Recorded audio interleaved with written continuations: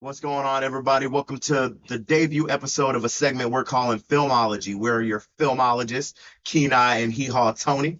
So, pretty much, my buddy here will explain how things go for this.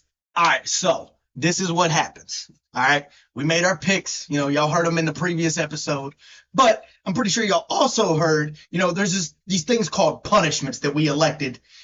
For the loser of each week. All right, and starting out week one, we went with something simple. It wasn't even nothing, ridiculous. They get ridiculous as the season goes on, but this one was fairly simple. We went with an accent challenge. Mhm. So pretty much, whoever lost the week had to speak in the winner's choice of an accent.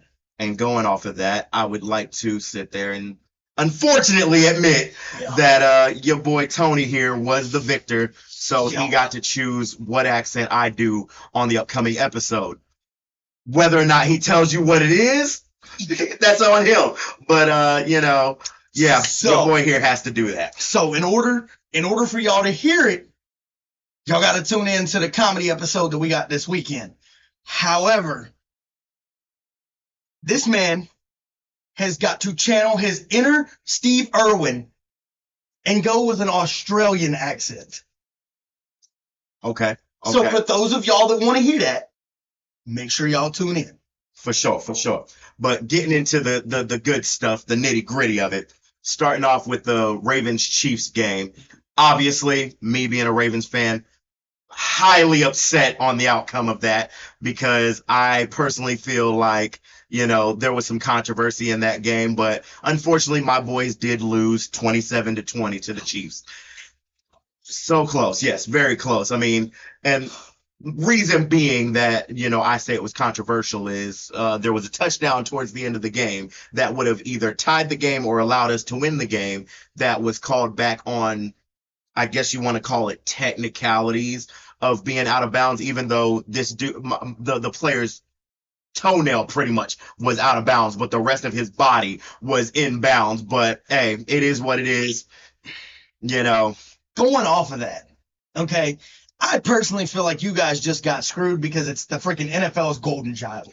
Yeah. That's literally my whole thing. Because when you watch back that touchdown that Lamar threw at the end, I'm pretty sure it was Isaiah Likely, wasn't it? Yeah. Yeah. Tight end Isaiah Likely. Yeah. The up and coming, I guess if you want to still call him up and coming, dude's a dog. He's proved himself. Yeah. But when He you would watch still be on the team if he did. obviously, because preseason and everything like that. But that's not the point. Mhm. The point is you could see in the replay that his foot was out of bounds. Like No, the whole, but top part of his toes was out of bounds. No.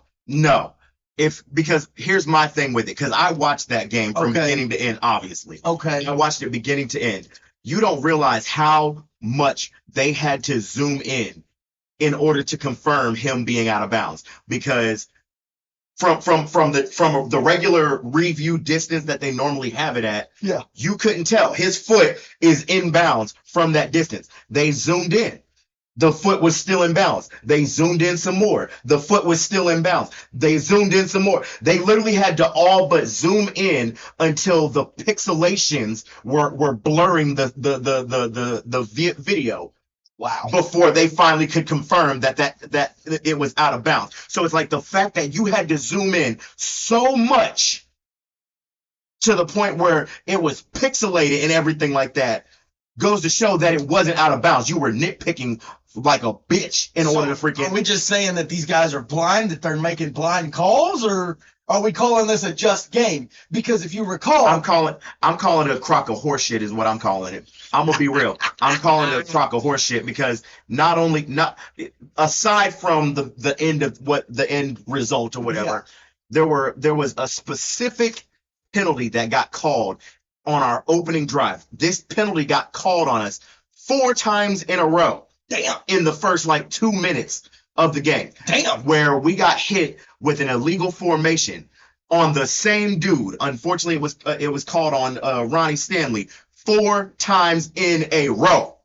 Veteran Ronnie Stanley. Yes. I feel like they was just finding ways to Yeah, fucking- but the problem was what really got me was that they called that on him 4 different times Oh, the same drive? On the same drive, on the same opening drive. This wasn't different drives. This was the same opening drive. Yikes. Like the game just started. We were only like maybe 2 minutes into the game, and the freaking game that penalty had been called 4 times. Yikes.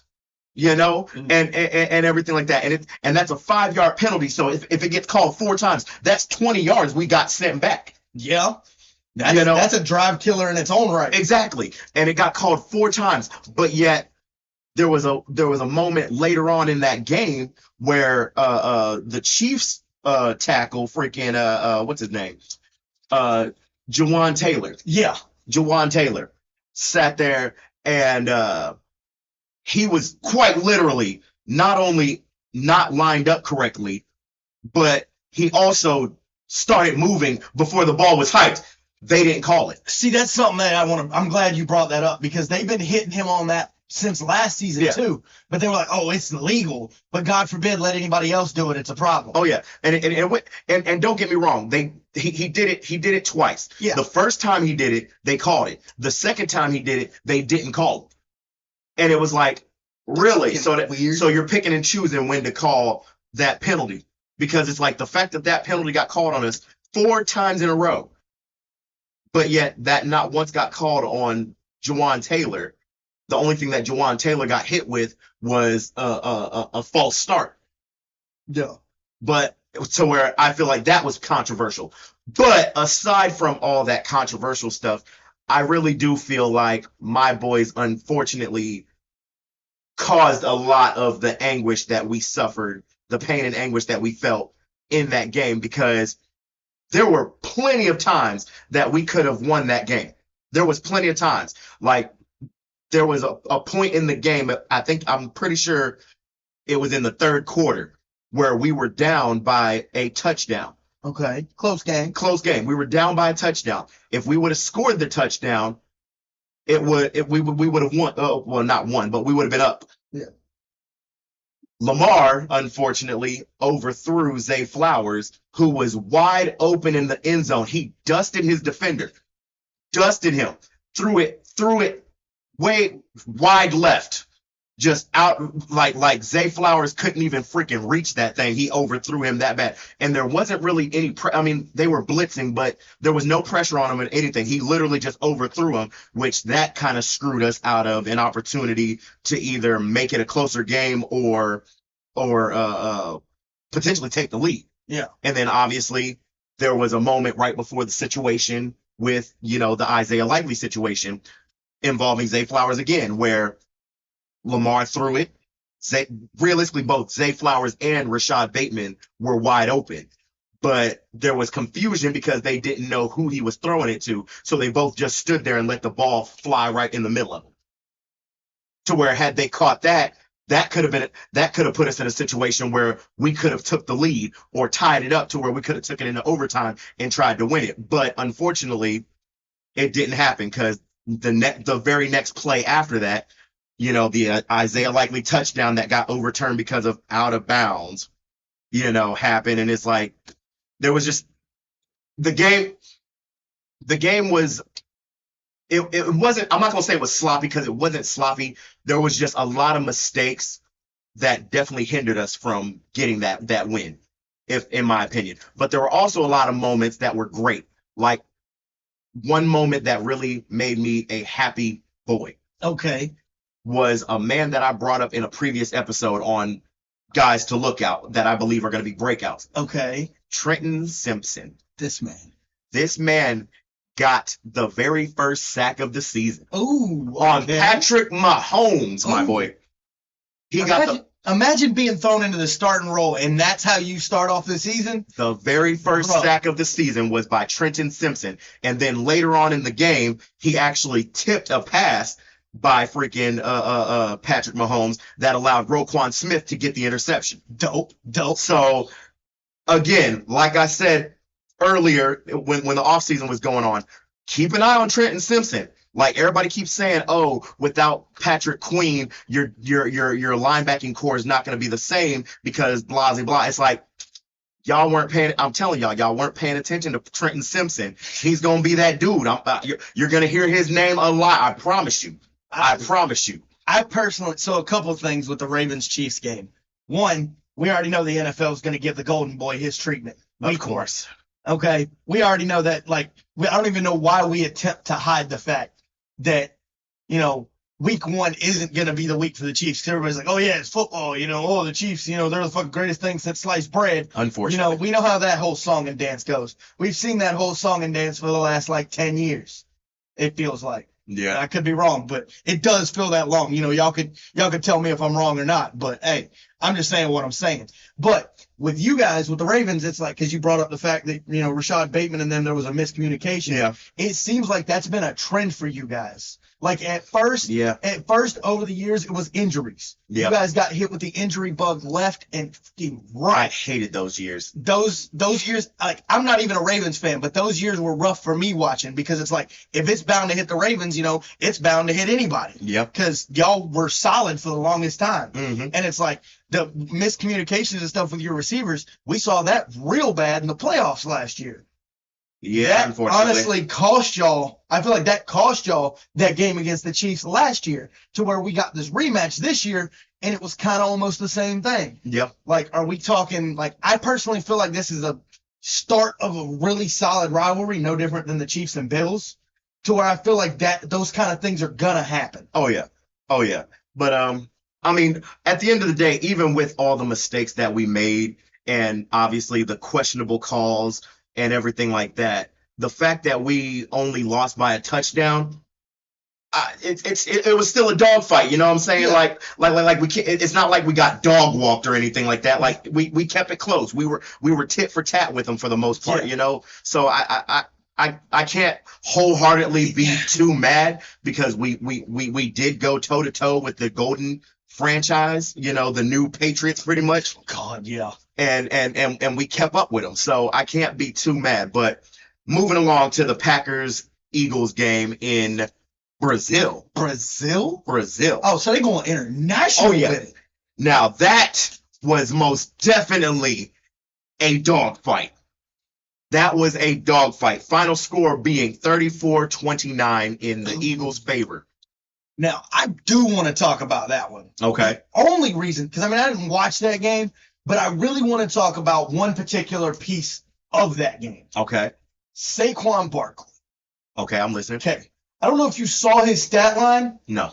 But that man put up, like, he had 2 touchdowns in that game. I think he had like 15 or 20 carries for a decent bit of yards. I can't remember exactly how many. And he had 2 touchdowns. He was like, the one thing that kills me with Saquon is the Giants let him go to a division rival. That's always stupid. Okay, but here's the difference between the Giants and the Eagles. The Giants, dog water. Yeah. The Eagles, even with Kelsey gone, still has one of the best offensive lines in the league. And I watched a little bit of highlights of it, and it's like, you see the way Saquon hits those holes completely differently. Like, it's like we're seeing a prime Saquon all over again. Oh yeah, because he knows he actually has time to hit those holes compared to the paper mache freaking offensive line that the Giants have, we'll discuss that later. That's coming up. That's coming up. That line couldn't fight their way out of a wet paper bag. Speaking of abysmal things, though, there's one more thing I want to bring up from that game. Our boy that we have shown love on previous episodes, Jordan Love, got injured in the last couple minutes of that game. Yeah, I know. I heard about that. And that was sad. Luckily, it's nothing that's going to keep him out for a very long time. They said it was only going to be like maybe max 2-3 weeks that he's going to be gone, but that's still a pretty big hit, because I don't know who they have behind him. I don't either, but here's the thing. Like, with that division, like, even him missing a week or two, because we're not talking A-Rod here. No. A-Rod's days in Green Bay is done. Yeah. So if we're talking, that division where, the Vikings are stepping up, the freaking Lions are stepping up, hell, even the Bears are stepping up, that division's getting more competitive by the day. So, for you to lose your franchise guy, it's like you really got to figure something out, Oh, yeah. But moving on to the next one. Steelers Falcons. Honestly, I'm starting to see a trend here. What's the There's trend? a lot of dog fights week 1. Okay. A lot of dog fights. This was a very close game. 18-10 in the Steelers' favor. Ooh. Now, this game, it didn't upset me, but it did upset me because obviously part of this, bet that we got going on, this season bet of everything, is that we have a dark horse. And I chose the Falcons to be my dark horse. I believe that they have the pieces, especially with them getting Kirk Cousins and everything at quarterback. Now, you're making that face. You're making that. I can't get behind that, though. You're making that face. But let's be honest. Like, even though he hasn't been the best his entire career, like he's been a dog, for the most. You're telling me he hasn't been a dog in recent years? I got one thing for Kirk Cousins. What? 2-39 in prime time. The man is buns. Need I remind you of the playoffs last year where he checked the ball down on 4th and 8 to get 3 yards? I mean, and we want to talk about this guy being a franchise guy. Well, I'm not saying he's crusty. By no means am I saying that he's a franchise guy, but I feel like I'm not going to say that he's the piece that they need to make a deep run, but I feel like he's the piece that they need to get to the playoffs. Because I mean, we know Kirk Cousins can do it.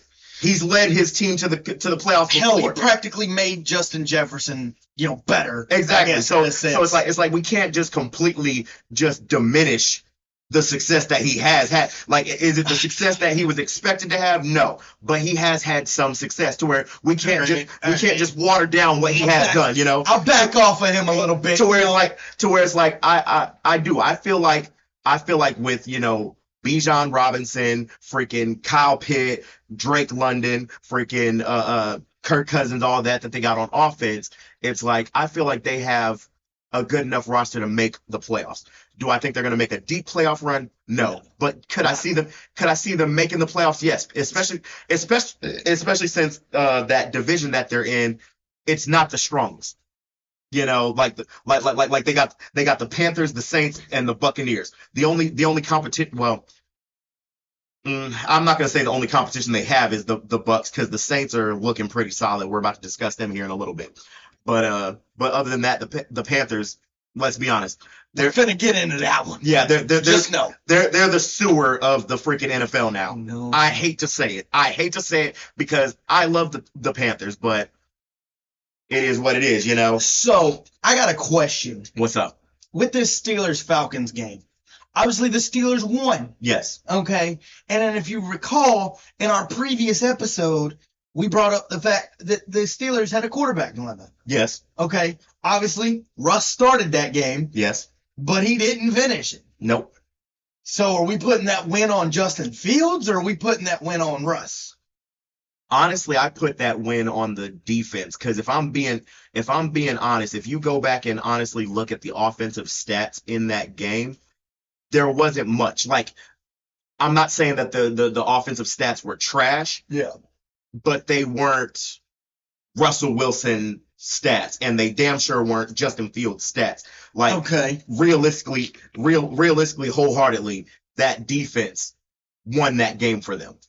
Because I didn't watch the whole game, but I watched a good chunk of it. And one of the touchdowns that was scored, because mind you, they only put up 18. Yeah. One of the touchdowns was a pick six. Oh, so that was defense too. Yeah, so it was realistically the defense that won that game for them. But I mean, regardless, a win's a win. I mean, we've always seen it. We've always seen it. In the AFC North, y'all are all those teams. The Bengals. The Bengals have kind of changed up here as of late, but the Browns, the freaking your boys, and the Steelers have always been defensive teams. Yes. So that's nothing out of character for them. No. Hey, pat on the back, congratulations, Mike Tomlin. You got to win week 1. Ooh. Yeah. Let's see. You still say you're gonna have a losing season. Oh this yeah. year. Let's see if you can keep that up, because I'm still on you, Mike. Oh yeah. Just still on you. Just you ain't getting out of this one. But moving on to the next game, Jags Dolphins. Ugh. Surprisingly, it actually surprised me, but this was actually a dogfight, 20-17. Ooh. Dolphins won. Now I remember watching I didn't watch the game, but I watched highlights of this. This was actually a comeback victory for the Dolphins. Yeah, because they were down 17-7 at halftime. Yeah, something like that. And this was actually a comeback victory for them. So and it honestly just goes to show that the Jags suck. Yeah, I'm gonna be real. Like pretty much you just showed that, y'all's half the end of the season collapse that y'all suffered last year to miss out on the playoffs and winning your division wasn't a fluke.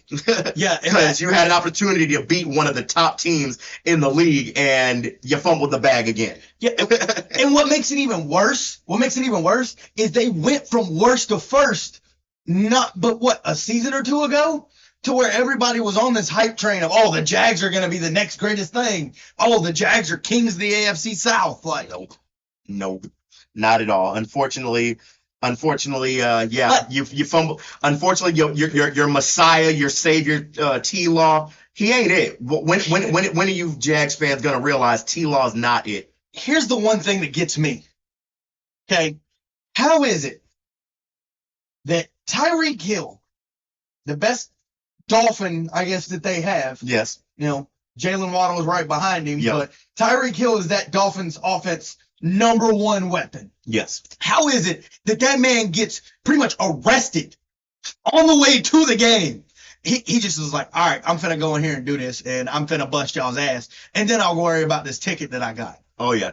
How is it that he gets detained minutes before the game and just comes in and is like, all right, I ain't going to jail, and just, you know what, y'all are done. Go on, get out of here. Facts. Like, it's bad because he actually did a touchdown celebration involving his arrest. Oh, that's like literally tragic. He scored a touchdown. He scored a touchdown and did a celebration where one of his teammates came up and acted like they were putting him in handcuffs. Oh, yeah, that was awesome. That was epic. Disrespectful. That was an epic, and I love you for that, Tyreek. I'm gonna just tell you. Shout out to Tyreek. That was shout out to fucking Tyreek, dude. Oh yeah. But moving along, Cardinals Bills.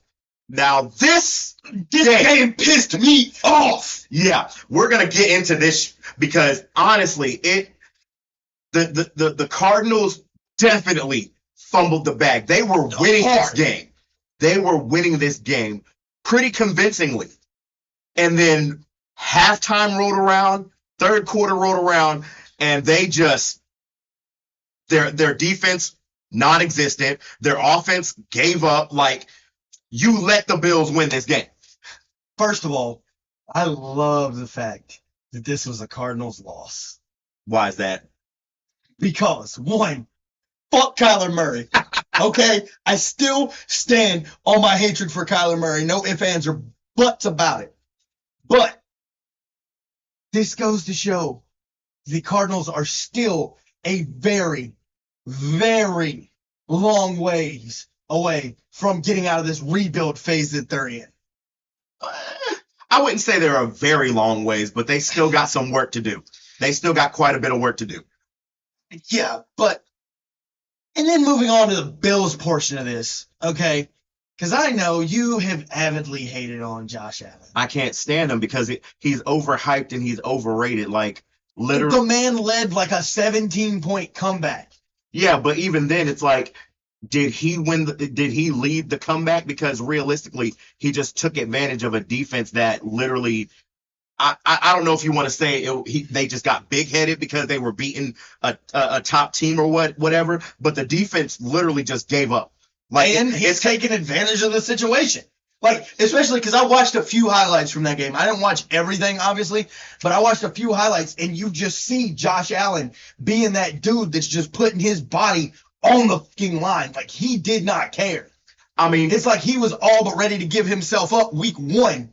Yeah, I get that win. I get that, but at the same time, the way I'm looking at it with Josh Allen is that everything that he was doing in that game to make that comeback victory, you couldn't do that against Kansas City Chiefs. You couldn't do that against a Raven. You couldn't do that against the Steelers. You couldn't do that against the Bengals or the Rams or the Lions or any of these contenders, Super Bowl contending teams or whatever. Because if you do that crap, you're going to get smacked around. Yeah. The only reason why he was confident enough to do the things that he did in that game is because he was going against the Cardinals. And he knew the Cardinals weren't realistically, let's be honest.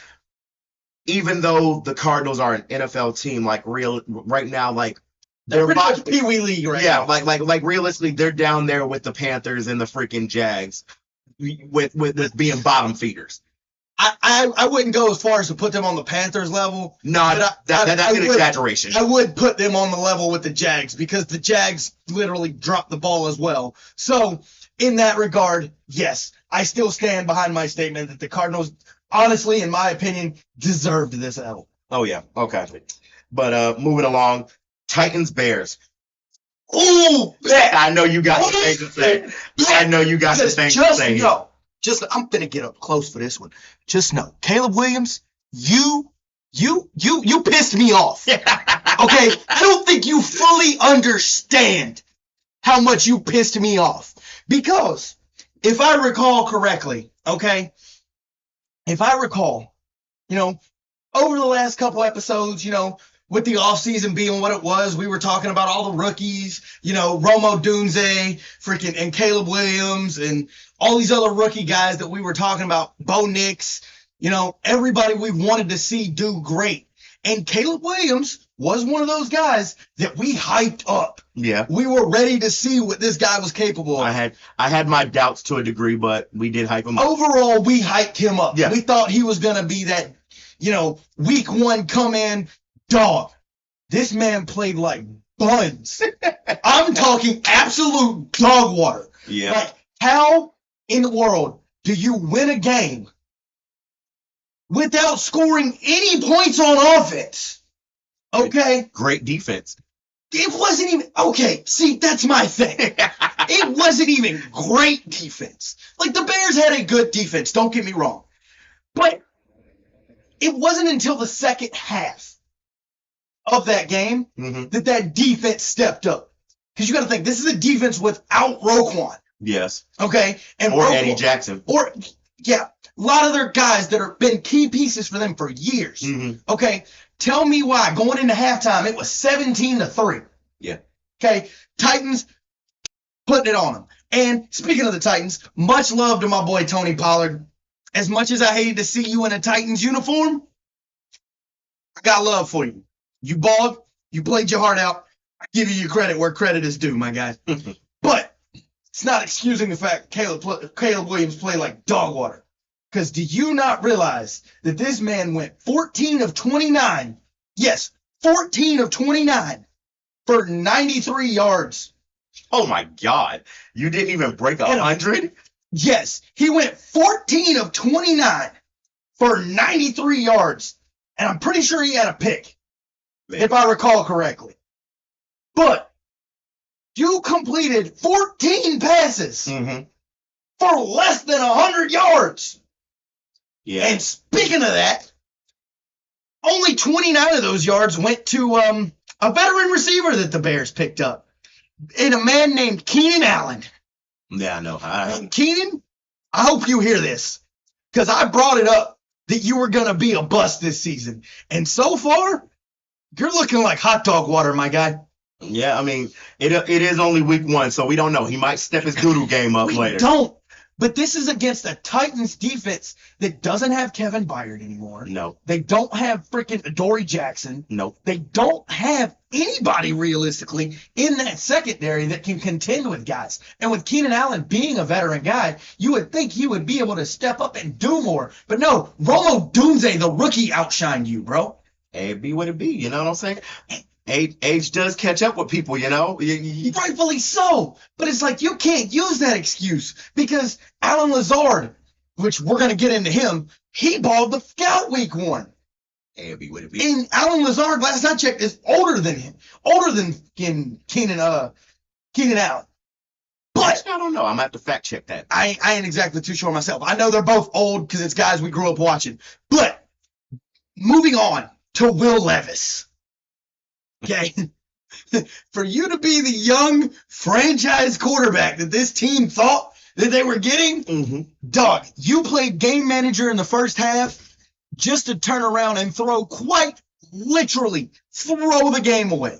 Yeah. You allowed the Bears to score all their points on defense, including one of the worst pick sixes I've ever seen in recent memory. Hilarious. Like, how are you falling to the ground? There's no receiver. You throw it, and then boom, pick six. Like, make the math, dog. You pissed me off because you had an even worse stat line Rookie in that mistakes. game.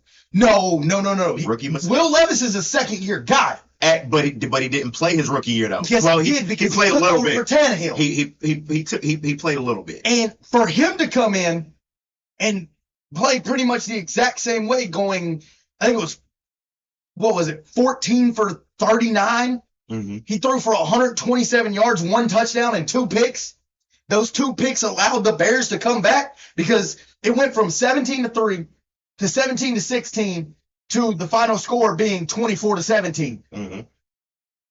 Like, and what pissed me off even worse is Brian Callahan, the Titans' new head coach. Mm-hmm. He blamed Will Levis for the loss. He didn't blame himself. So he threw his. He didn't blame the coaching staff. He scraped threw Will Levis under the bus, threw that bitch in reverse, and went beep, beep, and just straight ran over his ass. That's insanity. Like, that's the worst part about it all. But anyway, you can't be throwing your players under the bus. Coach. Straight through this Can't man do under that. the bus, and he's supposed to be their franchise guy. That's insanity. But moving along. So this is a game that actually it surprised me, but didn't surprise me. Patriots Bengals, where the Patriots took down the Bengals 16-10. That is ugly. That is very ugly, especially since everybody wants to, claim that Jamar Chase, T. Higgins, and especially Joe Burrow are the guys and everything like that. Everybody loves Joe Burrow so much, even though, but yet you couldn't beat a rookie quarterback. Drake May outperformed you by a long shot. Drake May is that dude. Yeah, just saying. And that's all that's all I'm gonna say on that because I just got one thing to say to that. Cincinnati, what were you doing? You realize you guys were the favorites going into this game. Cincinnati doing Cincinnati things. I mean, yeah, but hey, shout out to my boy Drake May. That's all I'm gonna say. Because I obviously, you're a Tar Heel. You come from the Tar Heels. I am a Tar Heels fan, so much love. But congrats on your first NFL win, my guy. Sersky, keep it up. Yeah, do great things. All right, so this was a game that I got hype about because it's battle of the star quarterbacks. What game would that be? Texans versus Colts. Oh, that C.J. Stroud versus freaking what is his name again? Anthony Richardson. Excuse me. Jeez Louise, I had a brain fart. God, Lee, you want to talk about me having a stroke? But either way, this was a war. This was a dogfight game. Like halftime, it was 12-7. Like final score 29-27. Damn. 2-point difference. 2-point difference. The closest difference out of all the close games. But I knew this was going to be a dogfight because Anthony Richardson showed last year before he got injured that he's that dude. And obviously we all know because, he ended up winning Rookie of the Year. C.J. Stroud, was that dude. He made it to the playoffs his rookie year. On a deep playoff run. Yeah. So it's like we knew this was going to be a dogfight. And both men wanted to win that because beating the other person meant that they solidified themselves as that dude. But I have a couple qualms with this game. One, I'm glad it was a defensive game because we got to see what the defenses can do because we know the offenses can do some work. Oh, yeah. Colts, a little bit shocked by, honestly, the fact that you were able to keep up with the Texans, especially after they made that deep-ass playoff run that they made last year. They lost to y'all, unfortunately, but, hey, who would have thought who had, Texans in the playoffs on their bingo card for last year? Facts. Like, could you imagine? Surprise. Because, we do our dark horses for our picks. It's yep. like, could you imagine being the guy that went to Vegas and bet it all on the Texans to go to the playoffs? Yeah. Like, that dude's got to be rolling in some money. But my thing is, is with freaking CJ Stroud. Seeing what we saw last year, we had very high expectations for him. Congrats on him, his week 1 win, and everything like that. But I want to turn my focus more towards Anthony Richardson, because Anthony Richardson is still showing, like when you look at his highlights, he's still showing that he's very raw. Yeah. And well, I mean, that kind of happens when you only play 3-4 games and then get injured in your rookie year. Yeah, but you would think in that time you would be able to look at film and be able to, kind of adapt to thinking about different ways to play things out instead of just going at it with a gung-ho mentality like he did in that game, which I'm not saying that's why he lost, but there were plenty of throws in that game to where Anthony Richardson relied more on power than accuracy. Like you could see it, there was plenty of times where he just said, somebody's down there, and just threw the ball as hard as he possibly could. Yeah. And you saw he overthrew a lot of his receivers. And it's like, I almost feel like the guy's playing scared, but until we see more of a sample size from him, we can't say either way or the other. Regardless, you played great.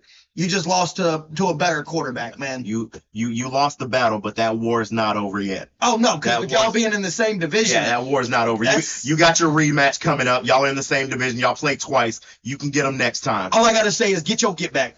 Because you hear this I'm talking now, right? I'm going to need you to prove me wrong, okay? Oh, yeah. But moving along. And this game right here is one that I'm going to take a good minute to talk about. Oh, Lord. Panthers versus Saints. Okay. Where Derek Carr and the Saints bent the freaking Panthers over their knees and spanked that ass. So from what I saw from that game, because obviously I didn't watch that game, but as I was watching because I watched the Bears-Titans game, okay? That's why I got so upset with Caleb Williams.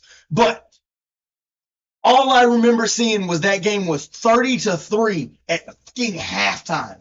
Oh, yeah. Final score was 47-10. They got ruined. They got took out behind a woodshed, my guy. Yeah. Derek Carr was not playing no game. God, he was on demon time. That man threw 3 touchdowns and threw for over 200 yards. Ooh. Yeah. Sliced that freaking diced him up. Defense up. Now, my biggest thing with this is that I'm almost 100% sure at this point the Panthers are regretting choosing Bryce Young over CJ Stroud. I know for a fact that if they could go back to last season and redo that, they would definitely take CJ Stroud, because Bryce Young, at first, dog water. At first, I tried to be like, oh, it's rookie mistakes as well as the team's not that great, whatever. But at this point in time, my dude, I like the team's still rough around the edges, but you looked like dog crap in that game. Like oh man, there's no words to explain how terrible Bryce Young played. Like he was literally the reason why they lost that game. And it's sad to see too, because the man went from being at Alabama, which is probably the most prestigious school in college football, unfortunately, because of Nick Saban. Mm-hmm. For you to go to the Panthers, who, granted, isn't the best team, no, but you come in with so much hype, and I feel like this is one of those situations where the pressure is killing him. Oh yeah, I believe. I feel like that's one of these situations, but I also feel like he wasn't ready for the NFL. Oh no, he wasn't ready. No, I mean, granted, I know that you do what you got to do to make your dreams come true, but I knew from the jump that when the Panthers drafted Bryce Young over CJ Stroud, that was a dumb decision. Because in my opinion, even though, yes, Bryce Young had some amazing moments at Alabama, there were a lot of rough moments as well. To where I felt like he was still too raw in his craft to enter into the NFL. I felt like he needed to give himself more time to perfect his craft before he went to the NFL. And now we're seeing that imperfection, and he is struggling. He is drowning right now. He's definitely cracking. And it was, yeah. But sticking with the Saints on this one, Okay. Derek Carr. Dog. I don't know if you hopped in a fucking time machine and went and got your testosterone back from your younger self or what. But this Derek Carr that we saw, that was just whole different beast. Just warheads on foreheads. Everybody was getting the smoke. Even the dog wasn't safe. Oh yeah, like literally, this man was not playing. He was throwing dime after dime after dime. He was just chopping that defense apart, like picking them apart like a fucking dead carcass. I mean, we are seeing a Panthers defense without Brian Burns, though. Because we got to admit, Brian Burns was the heart of that freaking defense. Yes. When he was there. No ifs, ands, or buts about it. So with Brian Burns being gone, now that he's done moved on to, I guess, greener pastures, if you want to call it, with him being with the Giants, it's like we knew this was going to happen. Especially seeing the Panthers last year, they didn't make that many changes. So we knew that the Panthers were going to be dog walked. I just didn't expect him to get dog walked this bad. Yeah, that was literally the biggest blowout of the week 1 games. 37 points. Good God. 37-point blowout. That's crazy. The Panthers definitely need to go back to their film room, do a lot of film study on themselves, not on the other team, on themselves, and really go over all the mistakes that they made in that game and learn and fix everything. Well, you know, they say one, Rome wasn't built in a day. 2, I hate, absolutely despise to be anybody in that Panthers building right now, because you realize they're gonna be running sprints, bear crawls, freaking any and everything. They're gonna be running laps till freaking coach gets tired. Oh yeah. Like they pushed in week 1 at practice. Like, you got to realize, you thought 1 a days was bad. You thought 2 a days was bad. No, these men might as well go to 3 a days at this rate in order for them to get even remotely better. But and unfortunately for this squad, for the Panthers, it's not going to get any better for them. No. Because obviously, like you mentioned, they gave up Brian Burns to the Giants, which was a dumb decision in the first place. Yeah. But on top of that, they lost Derek Brown to injury. He tore his meniscus. Oh. Now, whether or not it's going to be a season-ending injury or not depends on how his surgery goes and how he recovers. Because if he can recover good, he'll miss a significant amount of time, but it won't be the full season. But if he doesn't recover good, like if his healing process takes long, then he might be out for the whole season, meaning that's another key player, another huge asset on that defense that's gone. Well, I guess my question is, was it a partial tear or was it a full tear? They didn't say whether it was a partial or a full, but I'm assuming based on the fact that they said that he has a chance to come back, it's a potential season-ending injury. I'm assuming it's a partial. Okay. Because if it was a full tear, they would have said. They would have been like, he's done. Okay. But they said it's potential season ending. So I'm assuming that it's just a partial tear. And depending on how the surgery goes, we'll decide whether it's, he's done or he'll be back soon. But regardless, it's dark days for the Panthers, unfortunately. It's going to be dark years at this point. Because here's my thing with the Panthers is that if Bryce Young cannot get it together by even the midway point of this season, they're going to give him the axe and get him the hell out of town. I don't see them sticking with him, because if he winds up having a Daniel Jones-esque career, that'd be stupid. Like, you can't fathom that. Like, I don't want to wish bad on Bryce Young. Don't get me wrong, because of how hyped up he was coming in with C.J. Stroud. You know, we want to see you do good, dog. But right now, you're looking rough. I got a better chance of trusting a snowball in hell than I do trusting you to lead an effective drive down the field. Facts. And I'm actually glad that you brought up Daniel Jones. Why is that? Because the very next game after that was Vikings versus Giants. Oh. And I just have one question for the fucking Giants. What in the flying fuck was those uniforms you were wearing? Those things were ugly. Bro, I'm glad. I don't even get. Like, I get, one, we know the Giants suck. Two, we know Daniel Jones is buns. Facts. Okay. They obviously don't have Saquon anymore. Nope. So they're done. You know, they don't have anything. And then on top of that, you go and wear these ugly blue and red crusted uniforms, you want to call them. Yeah, they were not. That are supposed to be y'all's new home uniforms. Yeah, no, they were not good. Recipe for disaster. But on top of that, what avidly gets me chapped the wrong way, what just, tears me a new one, is the fact that we saw the likes of Sam, I see ghosts, Darnold, ball out, had a very, very efficient day. Yeah. I think he went in 19 to 24 for a little over 200 yards and 2 touchdowns. Yep. We saw shades of USC Sam Darnold. Oh yeah. We saw the Sam Darnold that everybody hyped him up to be in New York. Oh yeah. With the Vikings. And mind you, this was also a blowout game. The Vikings stomped the Giants 28-6. Damn. 28-6.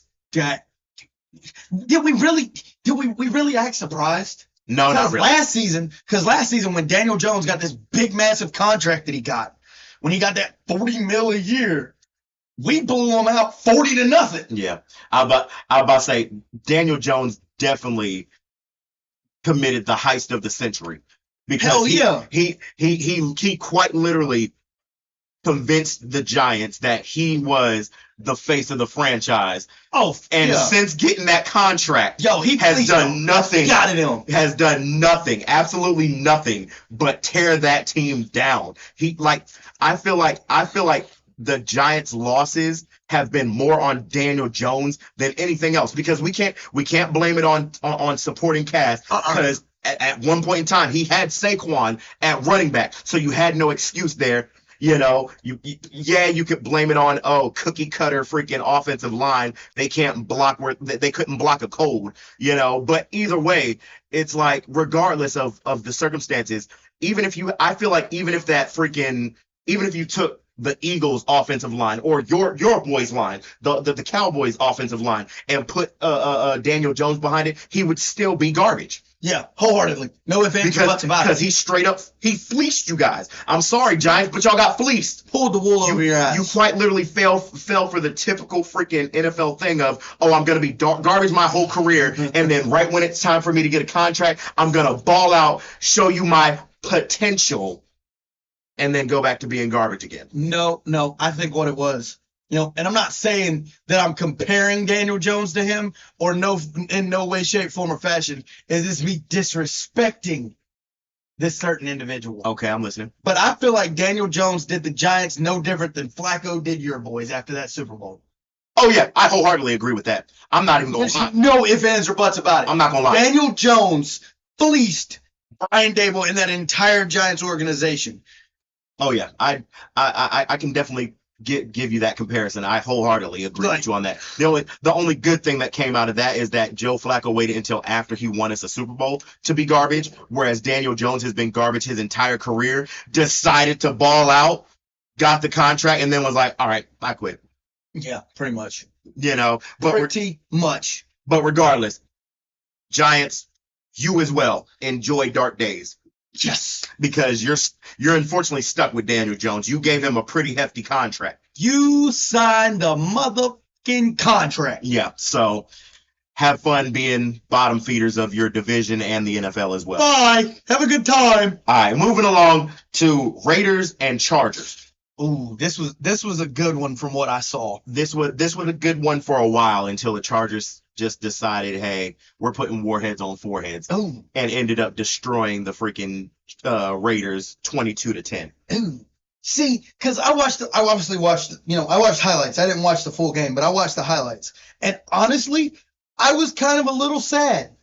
On who? For the Raiders, man. Because Gardner Minshew actually showed shades of Minshew mania. Mm-hmm. Him and Devontae Adams had hookup after hookup after hookup. Hell, there was a couple passes that Gardner threw that I'm like, how did you even complete that? Mhm. You know? And it's like, the last I saw that game was 16-7. Obviously, we know the Chargers took off with it, which I was really happy for this because if anybody that has watched the previous episodes and recalls, and this is going to chap your backside a little bit, I'm listening. because your boy J.K. Dobbins balled the out.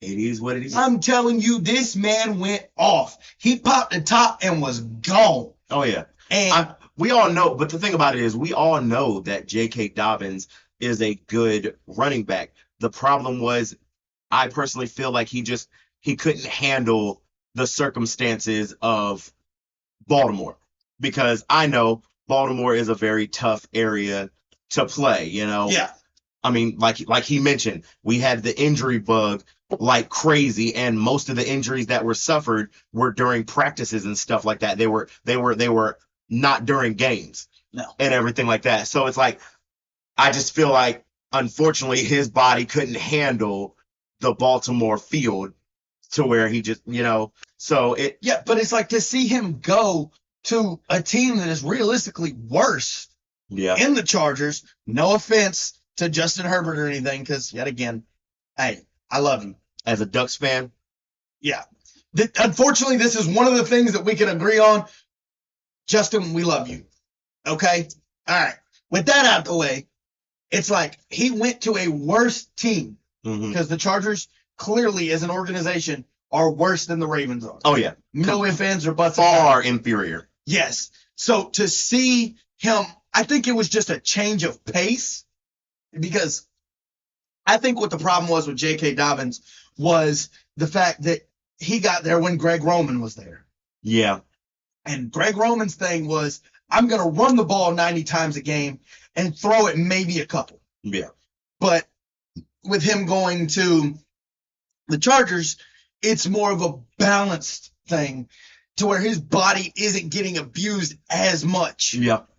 So I feel like that's why he was able to have a little bit more success. But I even said it, that J.K. Dobbins was going to do better in L.A. than he did with you guys. Yeah. And that's kind of got to be a little bit of a slap in the face to y'all. I mean, it is, but it isn't. You know what I'm saying? Because it's like, obviously, as a Ravens fan, and when we drafted J.K. Dobbins, I had very high hopes for him. Especially since we got him as a second round pick, even though he was projected to be a first round pick. Yeah. It's like I was like, okay, cool. We got a first round talent in the second round. We're gonna kill it with him. And his rookie year, when he was the third stringer, he balled. That man had 800 yards his rookie. Well, all three of our running backs all had 800 yards each. But obviously after his rookie year, his knees just couldn't handle it. He had weak knees. Yeah, I was about to say his legs in general, because his sophomore year, whatever you want to call it, second year, he tore his Achilles in week 1. Yeah. And was out for the season, unfortunately. His It's third year, he tore his ACL during practice. So it's like, it is what it is. It sucks. It sucks that he didn't have the success with us, but at the same time, it's good to see him have success elsewhere. Yeah, I'm happy for him. it was really good to see him have success, and it was really good to see the Chargers walk away with a Dubskis. Facts. So Especially in a divisional game. Always good. Always good. always. Moving along, Broncos Seahawks. Ooh, I Now- actually don't remember the score of that game. 26-20 in favor of the Seahawks. Oh, of course. Now, this was a bittersweet moment for me Why did you because say that? because I knew that the Seahawks were going to win this game, but I was hoping that my boy Bo Nix would Yeah. pull it out because, again, he was an Oregon Duck quarterback at one point in time. Yeah. So got to show love for him. He balled out his entire college career, and I really do feel like he's going to be the catalyst to turn that Broncos organization around and get them back on track of being potential Super Bowl contenders, playoff contenders, and all that good stuff. But, I mean, even though he didn't win the game, he still put up one hell of a fight. You only lost by 6 points, 2 field goals. So I can't even be mad at it. You know what I'm saying? It was a rookie put up a fight against a veteran. It was a one possession game, but the one thing I got to give Gino is Gino fought for that win. Yeah. There was no taking that win from Gino. Like, especially the last couple drives in the fourth quarter, Gino was just on demon time. Like, I don't want to discredit Bo because, as the saying goes, Bo knows. Bo knows, all right? Bo Nix did extremely well for his debut. Is it sad to see him take an L? Yes, very much so. Because realistically, the whole world, even if you hate the Broncos, and you're, say you're a Chiefs fan or a fucking Raiders fan or a Chargers fan, if you completely despise the Broncos, okay, there's no doubt admitting that Bo Nix is the best quarterback in that freaking room. Oh, yeah, for sure. He's probably the best quarterback that they've had since Peyton Manning, honestly. If we really count Peyton? Well, I mean, he did win them a Super Bowl, so yeah, fair. You can't discredit him and he did spend quite a significant number of years with them. Yeah, fair. All right. Okay, excluding Peyton, he's realistically been the best thing we've seen since Elway. Oh yeah. Because, you're putting it, and this might be putting a little bit too much on Bo, but you realize that's putting him in the same company with the likes of John Elway and freaking Peyton Manning. Oh, yeah. That's enough in its own right. Okay? And I really want to see Bo succeed. Oh, yeah. Really do. I do, too. Like I said, as somebody who's an Oregon Ducks fan, I want to see all former Oregon Duck alumni succeed in the NFL because we realistically don't have enough of our guys in the NFL, and we are a really good organization. I don't know why NFL teams overlook us. It's funny. It's funny that you're showing support for Justin Herbert and Bo Nix, but the one man you never really showed love to? Who? Mariota. That's a lie. I always showed love to Mariota. Dude, you haven't showed love for Mariota since he was on the Titans. Well, I mean, realistically, he's been a backup. How can I show love to somebody? You can show love to him. I do show love to him. What you mean? I always praise Mariota. I was mad. I was pissed when the Titans sat there and went and got Tannehill from the Dolphins and then replaced Mariota with Tannehill off of one game. Like literally, Mariota had one bad game. And then it was like, all right, Ryan Tannehill, take over. True. So where it's like, I was pissed when Mariota got replaced. But at the same time, it is what it is. Hey, the NFL is a business. I'm about to say it's business. It's nothing personal. It's business. Can't control anything. But regardless, Seahawks won 26-20. Ooh. And honestly, I think Bo showed that he has what it takes to go toe-to-toe. It's just, can they keep that up? Because one thing that I know about the Broncos is that they're good at finding talent, but they're not good at developing them, especially at the quarterback position. Unfortunately. Looking at you, Paxton Lynch and Trevor Siemian. Yeah. Yeah. But moving on to a game that I know you're going to have a lot to say. Ooh, I already know which one this one is, baby. Yep. And just know, because I know the game he's talking about. And that happens to be, yours truly, my boys, the Dallas Cowboys. Versus we the Browns. whooped the Browns' ass. Okay? Because here's my thing. Okay? Starting out, first of all, I want to shout out Dak. That man became the highest paid player in NFL history.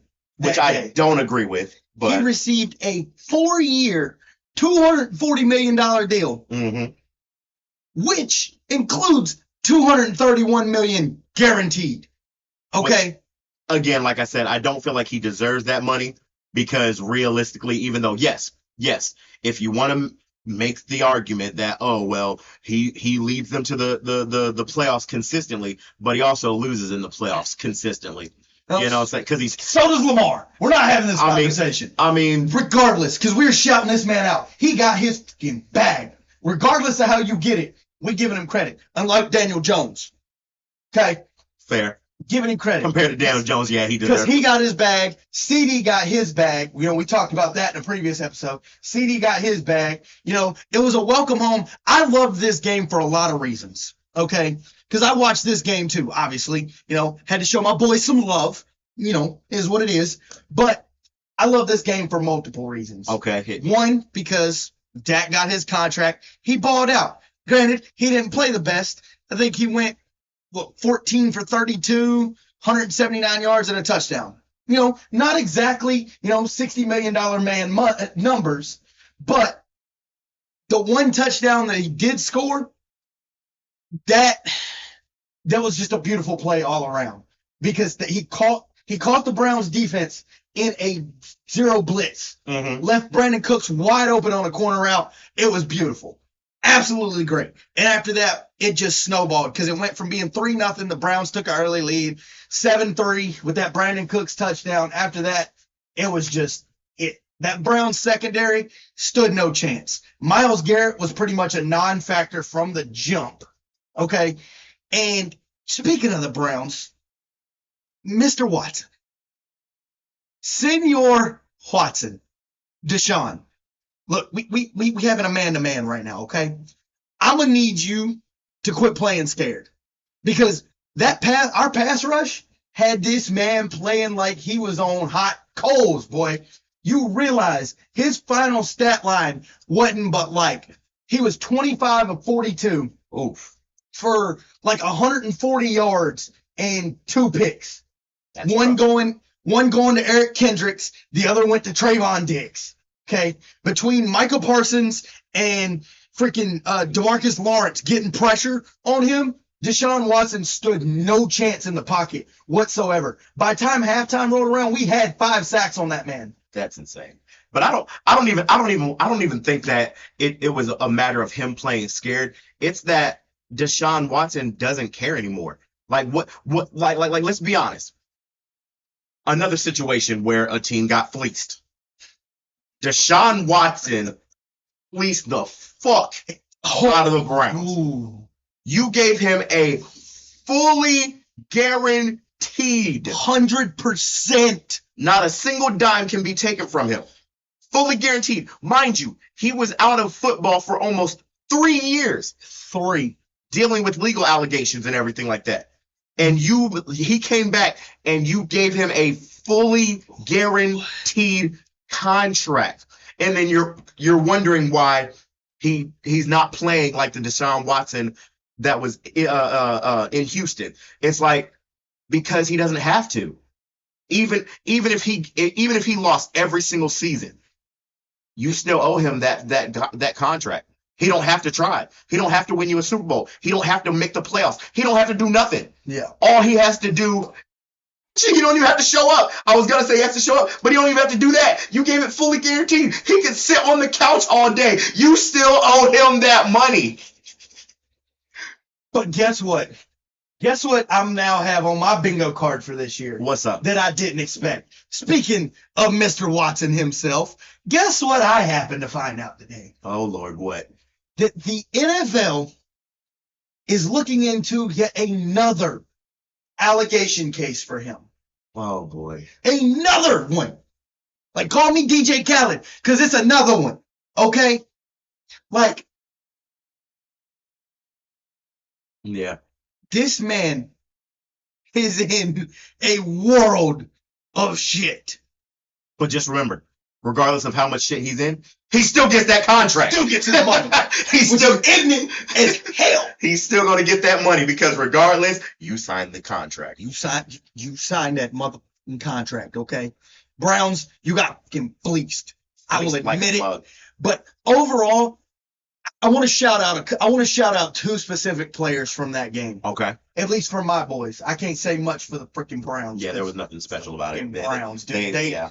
Their time has come. The time is done for them. Okay. Yeah. 2 particular guys. One is a cat by the name of Kellen Cross. Okay. Okay. Not exactly a household name, He's new. He's a rookie. Mm-hmm. But he stepped in for Trayvon Diggs and he played fairly well. Obviously, Deron Bland, he's out with an injury. Deron Bland was the cat last year that set the record for pick sixes. Absolute fucking dog. So for Kellen Cross to step in as a rookie and make, like, he wasn't spectacular, he didn't have the flashiest numbers. He didn't freaking do nothing. But when he's the main one lined up on Amari Cooper and he shut Amari Cooper down, as a rookie, like, I'm going to give dude credit. Oh, yeah, you got it. And the other person I want to shout out, and I apologize ahead of time if I butcher your name, because I'm not even going to act like I know how to say your name. But it's DeMarvion Overshown. Okay, that's an interesting ass name, honestly. Yeah, it's kind of dig it. If I spell it correctly, it's DeMarvion. That's a dope ass name. DeMarvion, or however you say it. Dude, look, I'm apologizing ahead of time, all right? But this man is on pace. With his stat line just from the Browns game, he's on pace to have damn near 200 tackles this season. Damn. Because this man, how many tackles he have in that game? Because this man finished with 11 total tackles. Damn, he was everywhere. 5 solo, 6 assists. Damn. Yeah, he was literally everywhere. He wasn't playing no games. Yeah. Okay. So, want to shout him out because we could see shades of, as much as I hate to say it because it pains me, I could see shades of LVE from his rookie year where he balled out and had like 150 some freaking tackles. Okay. Let's hope that he doesn't have the downfall. I don't want to jinx you just yet, my guy. I really don't have the downfall. I really don't. I don't want to jinx you because unfortunately LVE had a very drastic downfall. Okay. LVE, I still love you. You're still my guy. Your jersey was the first Cowboys jersey I owned. All right. I'm going to show my love. I love you. You were Sean Lee's replacement. Now, unfortunately, Senor Overshown over here clearly is your replacement. Yeah. As much as I hate to say it, it grinds my gears a little bit. But hey, neither here nor there. Just know America's team is back, baby. We'll see. Because we hear that every year, and every year y'all get eliminated. This year's different. We hear that every year as well. We hear that every year as well. This year's our year, bro. Anybody who knows a Cowboys fan, we hear that every fucking year. You know what? 6 rings. 6 rings. And when was the last one? Almost 30 years ago. Just saying. Just saying. To be continued. That's all I'm going to say on that. Anyway, congratulations to my boys. We do this. This is who we are. We are in true form, my guy. We'll see if you can hold up. But moving along to a man that I know for a fact at this point, the Browns are regretting letting go. Ooh. Because this man is outperforming the man that they replaced him with. Really? Baker Mayfield and the Bucs versus Jalen Daniels and the Commanders. Okay, we already knew who was going to win that game. Yeah, final score 37-20. Bucs favored. So, I didn't watch much of that game. I'm not going to lie. I didn't watch much of that game. But the little bit that I did watch, Baker actually looked like the first overall pick that he was. Like, he's had a rough last couple of years. I mean, hell, he lost his job to Deshaun Watson and that fully guaranteed. Which I think is stupid. Dumb. Absolutely dumb. Obviously, he bounced around for a couple of teams last season, but he found a home with the Buccaneers after Tom Brady left. Had a career resurgence. Shout out to Baker. I love you. Not like that, though. Yeah. I'm giving Baker his credit, dude. He had a career. There's no denying. There's in no realm are you going to tell me that Baker, especially after bouncing around from team to team, because he bounced from the Panthers to the Rams to now the Bucs. Mm-hmm. That man had a career resurgence. I'm going to give him his credit where credit is due. Okay, fair enough. I can give you that because honestly, as he was a Browns player. The Ravens-Browns rivalry, obviously, couldn't stand the man. I knew he was going to be terrible going to the Browns because every quarterback who's gone to the Browns has been terrible. It's funny with the Browns, though, because when I was watching our game, you realize they have had, in the last, I think, 10 or 15 years, they've had 38 starting quarterbacks. And every single one is garbage. Well, let me phrase that. I don't want to say every single one was garbage. Every single one, in a sense, got the journeyman treatment because of the Browns being garbage. Yeah. Because Brandon Whedon, he could have been that guy, but unfortunately the Browns ruined him.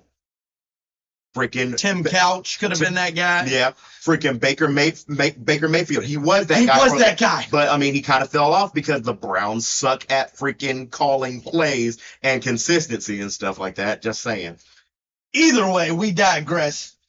Get back Baker on track. has proven that he's found a home. Yes. He's found his second home. Oh yeah. He essentially was a rescue. All right. Let's be real here. Oh yeah, he was, and he's definitely thriving where he's at. So good on you for the career resurgence. Good on you for this victory.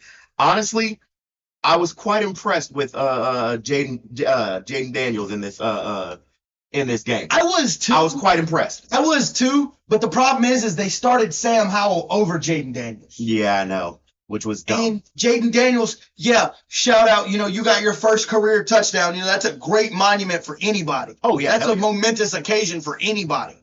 Okay, but unfortunately, it came too little, too late, and you took a fat L, my guy. I hate it for you. Unfortunately, it is what it is. It's still the beginning of the season. There's 16 more games to play, so you got plenty of time to not only learn and adapt or whatever, but get you a couple of dubs under your belt. Yeah. So, moving on to a game that really excited me, and I believe is slowly becoming a rivalry. Okay. Rams versus Lions. Oh, Matthew Stafford versus Jared Goff. Bobo, let me tell you about this one. Okay. First of all, RIP right now to Puka Nacua. Yeah, because he got injured in that game. Unfortunately. Okay. I only watched the first half of that game, but that game was a dogfight. It was so much of a dogfight that when I watched the highlights, I noticed these fellas went into overtime. Yep. And when I say they went into overtime, let's just say the Lions kicked it into overdrive. Because the Lions and Jahmyr Gibbs proceeded to pretty much smash mouth football their way to a victory, with the final score being, 26-20? Yep. So I'm gonna give the Lions their credit. It was bittersweet, seeing a rematch of last year in the playoffs, or just last year in general. Yeah, last year was a Cinderella crazy story. Year. Okay? Cinderella story. You would never thought. You would have never thought it. But it's crazy now that we're seeing, Matthew Stafford back. First of all, because this was a home game for the Lions. Yes. We saw a Matthew Stafford homecoming in Detroit. Okay. Everybody was probably ecstatic. But at the same time, they was like, no, you, bro. I'm going to do what I'm going to do, And Jared Goff, these guys, I feel like had each other's number this entire game. Because it was just blow after blow after blow after blow. Yep. And unfortunately, the Lions came out on top of it. Mister, we're going to eat your kneecaps. I was just about to bring up Dan Campbell. I was just about to bring him up. Mister, we biting off kneecaps and everything. He definitely bit off the freaking Rams kneecaps. Yeah. And got that. I don't even know why you'd want to bite Rams kneecaps in general, because Rams, they got them big ass horns and shit. Hey, it be what it be. You know what I'm saying? You got to assert your dominance. You know what I'm saying? You got to. I will say Dan Campbell and the Lions definitely managed to make it happen. Yeah. Shout out to Jared Goff, because that's another man that's found a second home. And it's funny because all they did was switch spots. Yeah. They literally got traded for each other. Matthew Stafford got traded for Jared Goff to switch teams, and they've been balling. Why do I feel like that was low-key like a Madden trade that we would have made, talking about, we're going to send this guy over here for this guy and hope it works out. Because how many times have we done that one? Yeah, we have. Plenty of times. But it did. Congratulations to both those guys. Matthew Stafford being the long-tenured veteran that he is, he got him a Super Bowl recently. We're happy for him, And then Jared Goff, he was everybody said he was so hot and cold in LA when he was there. Granted, he gave us one of the better games of the last decade in that shootout he had with fucking Patrick Mahomes. That was still a wild game.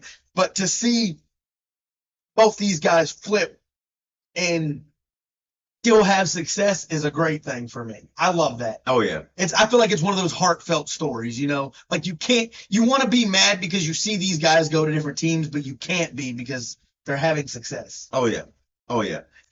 And last but not least, This is the Monday The night. Monday night game between the 49ers and the Jets in San Francisco. This was a home game for the 49ers. This was Candlestick Park, baby. Oh, yeah. So, final score of that game, 32-19 in the favor of the 49ers. Man. Yep. Why?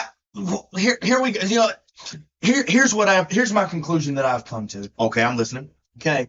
Because obviously with the Jets getting A-Rod, everybody had high hopes for the Jets. Mhm. You know, myself included. Granted, I get it's week 1 because I want to see the Jets do good. I feel like A-Rod can, you know, channel his inner mentor in Brett Favre and pull these guys somewhere. I really do. But I am sick, no different than you and the Chiefs. I am sick and freaking tired of the Niners. Like, as a Cowboys fan, my hatred for the Niners runs deep. Oh, yeah, of course. Okay. But my hatred for the Niners runs even deeper because they are the AFC equivalent of the Chiefs. Oh, yeah. Or the NFC sure. equivalent of the Chiefs. Oh, yeah. Because year in and year out, everybody's like, oh, well, the Niners are going to be the number 1 in the NFC, and then the freaking Chiefs are the number 1 in the AFC. And it's like, bro, just hop off their meat. Like, I get Brock Purdy, Mr. Irrelevant, has now turned himself into Mr. Him. Oh, yeah. Because he proved last year that he's a dog. You know, he's definitely setting the standard for Mr. Irrelevance from here on out. Facts. Like, he's definitely making it to where if you don't step your doodle game up as Mr. Irrelevant, everybody's going to be like, well, Brock Purdy did it. Why can't you? Yeah. Like, we saw a white boy do this. You know, and it's just like, I want to have some respect for the Niners because obviously we talked Brandon Ayuk, we talked Debo, we talked, you know, this whole team, man, and we obviously, you know, in our personal conversations have said how much we like Brock Purdy. Oh yeah, Brock Purdy's a dog. We've been extremely impressed with the things that this man has been able to do, especially being a Mr. Irrelevant, the guy that nobody thought was going to do anything. But regardless, one, I'm sad the Jets lost, you know, because I have the Jets as my dark horse this year. I want to see them go somewhere. It's sad. And that brings me to my point with Allen Lazard. Allen Lazard balled the gout and had 2 touchdowns. He caught one from Rodgers and he caught one from Tyrod. Granted, the one from Tyrod was at the end of the game, but hey, regardless, Allen Lazard is a veteran guy. Mhm. You realize he's literally followed A-Rod everywhere he's went. Yep. Like, quite literally. Everywhere he's went, Allen Lazard has been right behind him. Yep. So not only to see, you know, the old school connection with Rodgers and Lazard, because you got to think that dates all the way back to almost Jordy Nelson days. Yep. Damn near. And it's like, it's crazy to see that they still have that chemistry, that they're still able to, you know, it doesn't matter where the other one goes. It's like, hey, we're here. We're doing this. This is me and you type deal, you know? And it was really good seeing Tyrod getting a little bit of playing time, even though it was too little too late, because Tyrod's been a journeyman. You know, he's proven time and time again that he can be that guy. Yeah, he just ain't getting no chances, unfortunately. Unfortunately, man. Like, especially after he got stabbed in the ribs in L.A. Yeah, punctured lung by a doctor. By a doctor. By a medical professional. Yeah. Either way, that's neither here nor there. I get why the Jets pulled A-Rod out, because they don't want him to get hurt, because he's obviously coming off that ACL injury. Okay. Now, moving on to the Niners, it's like, you already know I despise the Niners. Okay. However, I am kind of happy. Why is that? Because CMC got injured. And we talked about this with freaking Brandon Ayuk, how CMC got his extension before Brandon Ayuk even got paid. Yeah. It's like, you know, I feel like we said, I feel like this is karma coming back to get the Niners, because they knew they should have paid fucking Ayuk, but they decided to give Christian McCaffrey his extension first, which, no offense. Smart. No offense, but Christian McCaffrey has been known to be injury prone.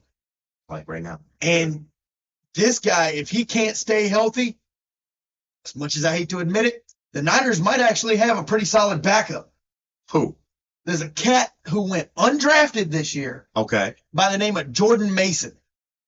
And when I tell you this dude turned the Jets defense into Swiss cheese, bro, I don't normally hype up Niners guys. No, You know me. I know.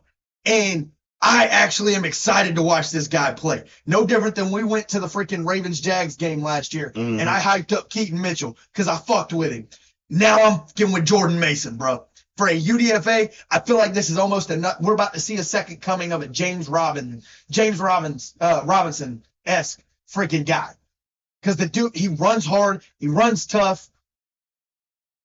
I feel like he's going to be the better option for the Niners in the long run. But because especially if CMC comes back healthy, that 1-2 punch, done. Game over.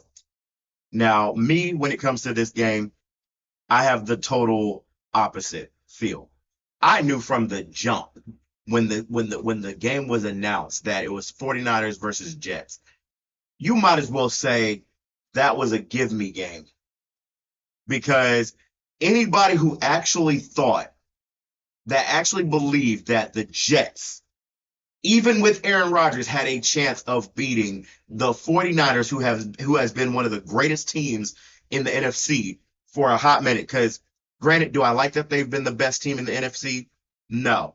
But at the same time, they've been the best, the most consistent, the most dominant.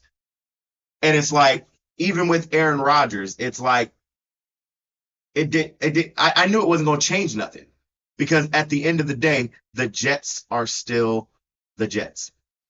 You can have all the weapons you want with the Jets, but the Jets are no different than the Browns in the sense that they don't know how to adapt. And their biggest issue, the biggest reason why they lost that game, is because they let the 49ers get hot. And we all know, once the 49ers get hot, that's it for you. It's game over. Yeah, even Aaron Rodgers knows that, because Aaron Rodgers is a veteran. He's played against the 49ers, this specific 49ers team, multiple times over the last couple of years. And you let him, but like, you had a lead 7-3.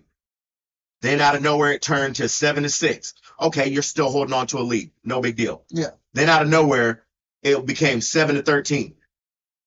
Then 7-20. And then literally at that point, you let them freaking just get hot, and they just kept going, kept putting it on. And Aaron Rodgers tried towards the end of the game to make a comeback, which is how they ended up with the 32-19 of differential, But it's like, Aaron Rodgers, as a veteran of your stature, of your legacy, you should have known better than to let them freaking get that far ahead. I get it. You were running for your life. I get it. Realistically, Aaron Rodgers was running for his life. The whole game. That defense, that 49ers D-line was on that man's ass. I get it. But at the same time, that's still no excuse. Yeah, for a veteran guy like A-Rod, yes. But as we said, the Jets were smart to pull him because of that ACL injury. Because he taken one bad hit, that would have been his season over yet again. Yeah.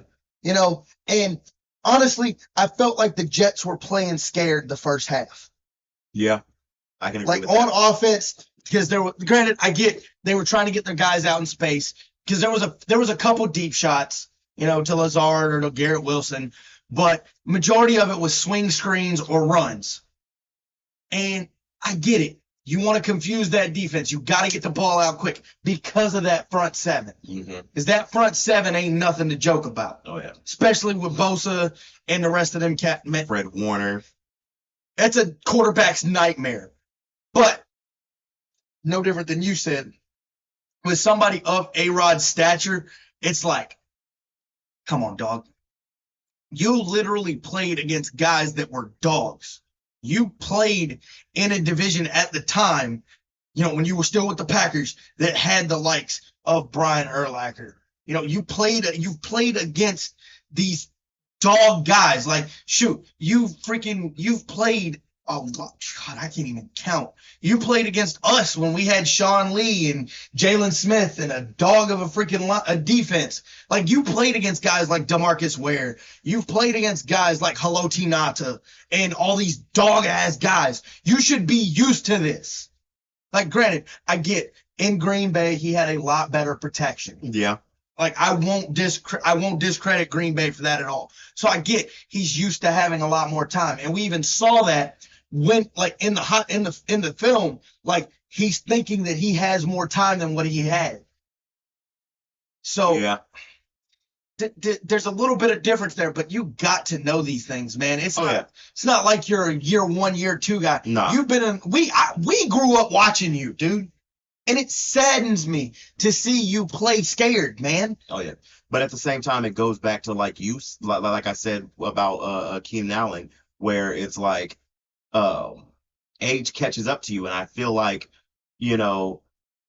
Aaron Rodgers is trying to pull a Tom Brady of playing deep into your 40s and everything like that, just to prove that you can do it and everything like that. But honestly, like, all you're proving is that Brady was a one-of-a-kind player, because you got injured your very first year with the Jets.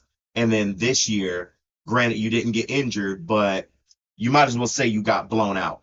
Because had you not scored those last couple of touchdowns towards the end of the game, it probably would have been 32-7. Yeah, but here's my thing. One, I get it. A-Rod, we know A-Rod has always played with a chip on his shoulder. Oh, yeah. Always. Rightfully so. That's just been who A-Rod is, okay? And with Brady, it's like, I feel like he's trying to prove something because they came from the same era. Yeah. Technically, Brady was there before Rodgers was, but they're part of that same era, and it's like, I get A-Rod, it's about time to hang it up, dude. Like, if you don't at least make the playoffs this year, retire, bro. Yep. Like, I'm sorry. Like, this might be your last ride, dude. I hate it for you. Yep. But at the same time, it's like, with A-Rod having something to prove, it's like, there's no way you're going to best Brady. No. Brady was a one-of-a-kind guy. Is a one-of-a-kind guy. And really, Rodgers has nothing left to prove. Because even though, because he followed in Favre's footsteps of only winning 1 Super Bowl. Yep. Okay? Great Super Bowl. We remember watching it. Yep. It's fun. Loved it. But it's like, you have 4 consecutive, not spread out, consecutive MVPs. Like, when he won his 4 MVPs, they were back to back to back to back. Mm-hmm. Like, you've proven all you needed to prove, dude. Yep. There's nothing. I mean, I get ring chasing just to say that you have 2 rings or whatever. But at the same time, it's like, just as much as everybody else knows how hard it is to actually win 1 Super Bowl, let alone 2. Because I mean, like you said, with Brett Favre, his predecessor, he only won 1 Super Bowl his entire career.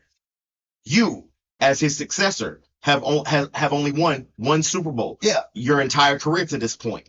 And honestly, at this point, with the way it's going, because you realize the similarities we're looking at, right? Mm-hmm. Both of them have 1 Super Bowl. Yep. Okay. Both of them played for the Packers, obviously. Both of them played for the Jets. Hell, for all we can know, we can see A-Rod in Minnesota next year. Yeah. At that point, A-Rod mirroring freaking Brett Favre's career would be crazy. Absolutely insanity. But either way, regardless, the game was good. I liked watching it. Freaking, I was impressed with a lot of things that the Jets tried to do, but unfortunately, the 49ers were just ready. Yeah. They were far more prepared. I mean, they do have a lot more talent than the Jets do. So it's like, it is what it is. It's like I said before, it's still week 1. It's still early. Anything can happen. We could see the Jets go on a tear and win every game from here on out. I doubt it. Which I'm hoping it happens. I doubt it would. I doubt but it. I'm hoping it would, because they are my dark horse. Yeah. But just to summarize everything right now. So our overall records for what we predicted the winners and losers of these games were your boy Tony Tone here. Heehaw Tony. Heehaw Tony, whatever you want to Yo. call him. This man right here was obviously the Yo. winner. Went 13-3 guessing. 3. 13-3. Yo. So impressive. Clap it up for him. Do this. Your boy Keenai here. I went 10-6. Not bad. Not bad. Not bad at all. Not bad at all. I mean, could have been better, but hey, we'll get them next week. For a week 1. Speaking of next week, what games we got for next week? So next week's games, since we want to go over those real quick, we're starting off with the Bills and Dolphins. Ooh. So division game, obviously rivalry, good teams. I guess you could call it if you want to call the Bills a good team, whatever. I obviously have the Dolphins winning. I went with the Bills. Yeah, I don't see the Dolphins doing it, man. I don't. I'm not. I refuse to jump on the Josh Allen hype train. I feel like this game is gonna really, because yeah, you can say, oh well, he came back and beat the Cardinals. It's the Cardinals. I don't want to hear nothing. It's not even that. This game is gonna really show whether Josh Allen is that guy. Well, yeah, because the Dolphins are obviously more put together than the Bills are. Far. But my thing with it is I don't think the Dolphins are put together enough to beat the Bills. I beg to differ, but we'll see. We'll see come Thursday. Next game, 49ers Vikings. 49ers Vikings. Sam Darnold, you played great, but go ahead and give me the Niners, man. Yeah, you're not beating the Niners. I'm sorry. No ifs, ands, or buts about it. It's not happening. That defense is too crucial. Next game, Seahawks Patriots.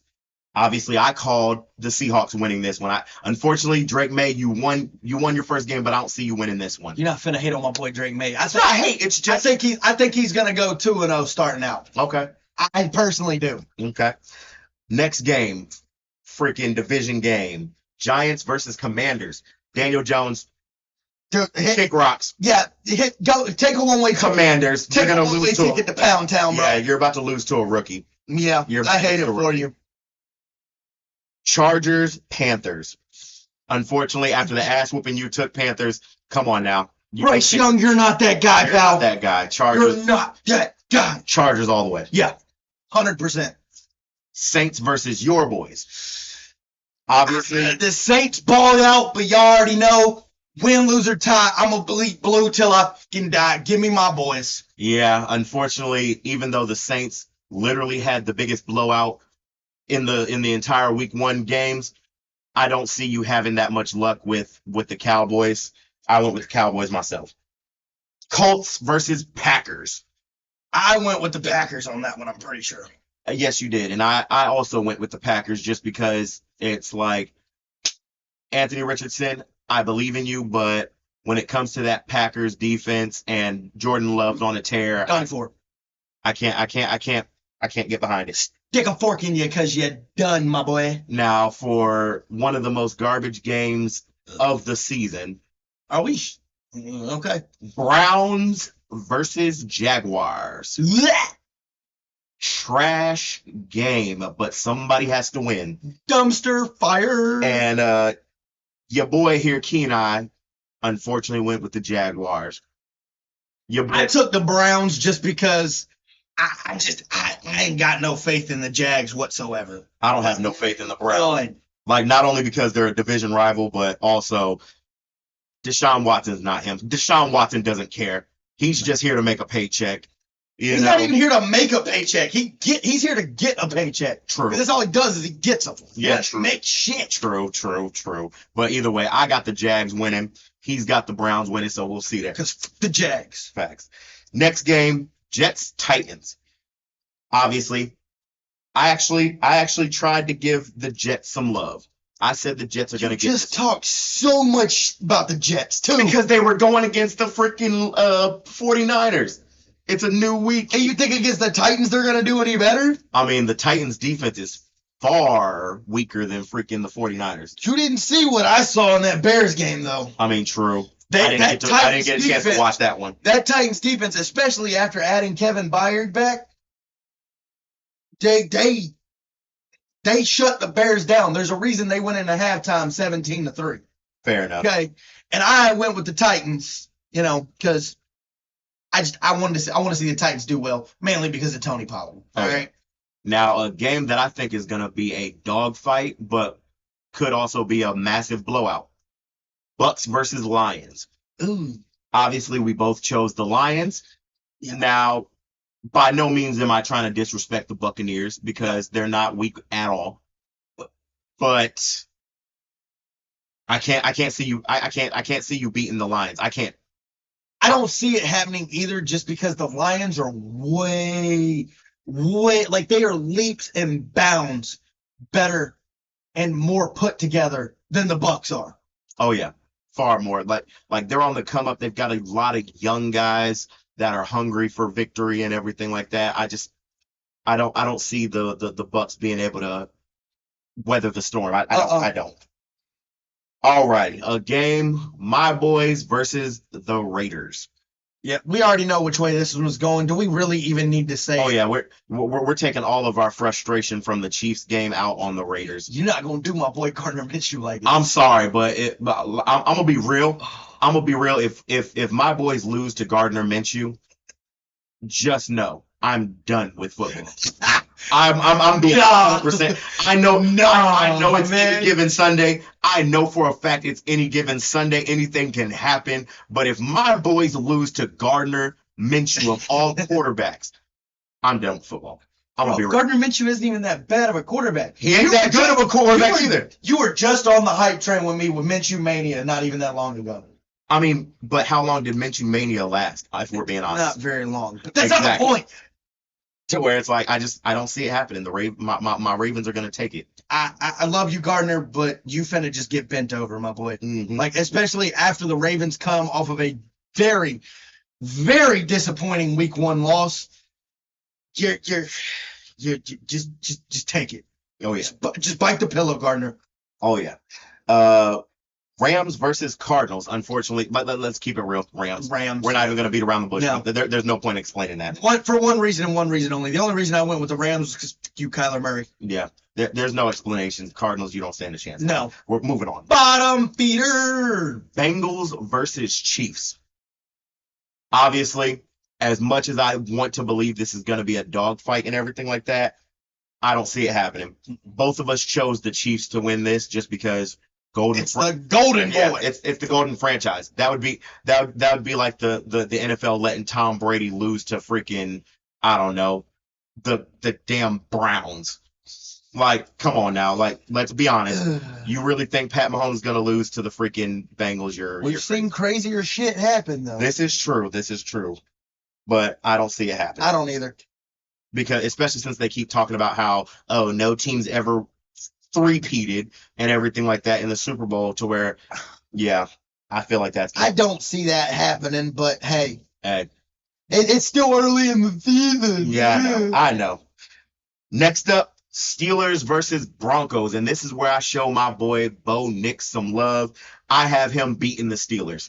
I hate to say it, but Bo ain't gonna go because he ain't gonna have no gas. I know what's wrong with it. He ain't got no gas in it. I'm going with the Steelers. All right. Bears Texans next up. Let's be honest. I mean, the Bears, you won because of your defense, but you're about to go against a team that has C.J. Stroud, Stephon Diggs, and company. Caleb Williams, you just didn't show me enough, bro. Yeah. I want to give you the hype. I want to see you prosper because I finally want to see a number 1 overall quarterback live up to the fucking hype. So far, none of them have. And none of them have. Nope. But Caleb Williams, you got a chance to change that, dog. And as much as I hate or don't like the fact that you play for the Bears, I don't hate the Bears, but I don't love the Bears either. It's like, I want to see somebody do good for once. And you were put in quite literally the best situation. But unfortunately, you were going against a powerhouse in the AFC, or a up-and-coming powerhouse in the AFC, and you get to play against a man named C.J. Stroud. Yeah, good luck. C.J., I'm pretty sure this man's middle name is Timothy Stroud. Okay? You stand no chance, my boy. You're finna get a slice of humble pie on this one. Oh, yeah. I'm going with the Texans. Oh, yeah. And then last but not least, Ooh. and I'm not looking forward to this because this involves my dark horse. Oh. Falcons versus Eagles. Look, man, my dark horse had to take a L week 1. Your dark horse is taking an L week 2. I don't see it happening. I agree. I definitely agree. I don't see the Falcons having the firepower to beat the Eagles. Like, they are my dark horse to make the playoffs and everything like that. But unfortunately, saying that they're gonna go toe to toe with the Eagles or even beat the Eagles, you would have to be extremely high to believe that. I mean, hell, the Packers could barely keep up. Exactly. To where it's like, I'm sorry, but unfortunately, for my dark horse, I don't see you doing it. Like, you're unfortunately going to start the season 0-2. SL. Yeah. So hopefully,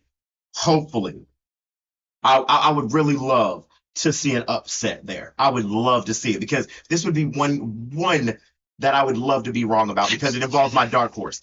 But hey, it is what it is. I don't see it happening because you don't understand how much these next words I'm about to let out is about to pain me. Because I'm actually going to show the Eagles some love. Simply because, 1, better quarterback play. Yes. 2, better offense in general. Yes. 3, way more pieces on that defense. I mean, hell, I don't know if you've heard this, but apparently they have dubbed the Eagles corners, the 2 white corners that they drafted, secondary. Because it's 2 white boys. Yo. And it's like, that is a dope ass name. And I want to get behind it. Yeah. A little bit on the racy side, but hey, it is what it is. Hey, it is what it is, but all I know is these dudes balled week 1 and they got the dub, so. Yeah. But that's all we got for you for this episode. Wait, there's more. Okay. Because we fail to mention the punishment for these illustrious picks that we are making. Oh, yeah. So good catch. If you guys happen to remember at the beginning of this episode, I mentioned that these punishments were going to get progressively worse. Yes. Right? Yes. Okay. So for for week 2's punishment, it is going to be what we have dubbed, "Ew, I don't eat that." Mm-hmm. Which means the loser for week 2 gets a good old helping. A good helping. Well, we have decided, because both of us absolutely despise what is known as buttermilk. Yeah. And we get to chug an entire thing of buttermilk. And for those of you that know what buttermilk is, you know how gross it is. I'm going to leave it at that. But for those of you that don't know, it looks like and smells like cottage cheese. Yeah. Spoiled cottage cheese at that. It's rough. So y'all just keep an eye out, man. Y'all make sure y'all follow us and keep tabs on us so y'all can see us go through all these punishments and really get into it with us, because we want the interaction. We're doing this for your entertainment. Yeah, we are here for your business entertainment pleasure. Okay. Show. We are out here doing the thing, making ourselves, look stupid and do all this for y'all's entertainment. Oh yeah. So just know, keep an eye out, because when he loses 2 weeks in a row, just know it ain't gonna happen. Your boy's finna be high on top of the mountain. It ain't gonna happen. I ain't losing 2 weeks in a row. 2 weeks, count them. 1, 2. Nah, it ain't gonna happen. 2 weeks. Your boy Tony here gonna be chugging some buttermilk. But no. As I was saying, don't forget to like, comment, subscribe, follow us across all social medias, Snapchat, Twitter, Instagram, freaking Facebook. Show us some love. Show us that, you actually are enjoying this. Get along with us. Join this with us. Have some fun. You know what I'm saying? Just do it. But in the meantime, we'll catch y'all on the next one.